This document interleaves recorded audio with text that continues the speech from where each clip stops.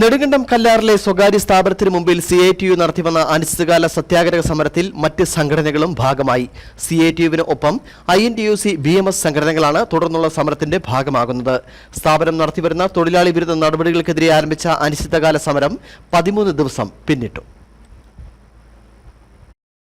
കല്ലാറിലെ സ്വകാര്യ സ്ഥാപനത്തിന് മുമ്പിൽ CITU നടത്തിവന്ന അനിശ്ചിതകാല സത്യാഗ്രഹ സമരം ഇനി സംയുക്തമായി തുടരും. ഇതിന്റെ ഭാഗമായി സംയുക്ത ട്രേഡ് യൂണിയന്റെ നേതൃത്വത്തിൽ കല്ലാറിൽ നിന്നും സ്ഥാപനത്തിന് മുമ്പിലേക്ക് പ്രകടനവും തുടർന്ന് പൊതുയോഗവും നടത്തി.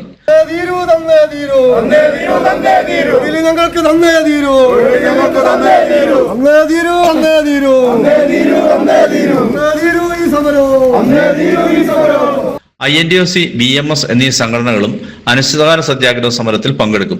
മാനേജ്മെന്റ് നടത്തിവരുന്ന തൊഴിലാളി വിരുദ്ധ നടപടികൾക്കെതിരെ ഇടുക്കി ജില്ലാ head load general workers union CITU Kallar യൂണിറ്റിന്റെ നേതൃത്വത്തിൽ 13 ദിവസമായി ഇവിടെ സത്യാഗ്രഹം നടത്തിവരികയാണ്.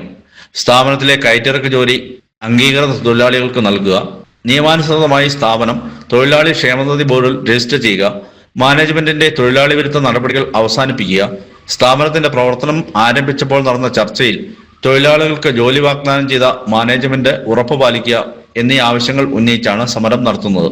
ഇന്നലെ നടന്ന പ്രതിഷേധ പരിപാടികൾ ഹെഡ് ലോഡ് വർക്കേഴ്സ് BMS ജില്ലാ സെക്രട്ടറി B വിജയൻ ഉദ്ഘാടനം ചെയ്തു.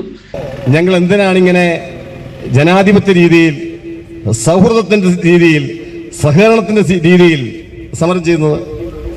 ഈ നാട്ടിലെ വ്യാപാരി വ്യവസായികൾക്ക് മനസ്സിലാവണം, ഈ നാട്ടിലെ തൊഴിലുടമകൾക്ക് മനസ്സിലാവണം, നാട്ടുകാരായിട്ടുള്ള സജ്ജനങ്ങൾക്ക് മനസ്സിലാവണം. അതിനുവേണ്ടിയാണ് ഞങ്ങൾ ജനാധിപത്യ രീതിയിലുള്ള സമരമാർഗം സ്വീകരിച്ചിട്ടുള്ളത്.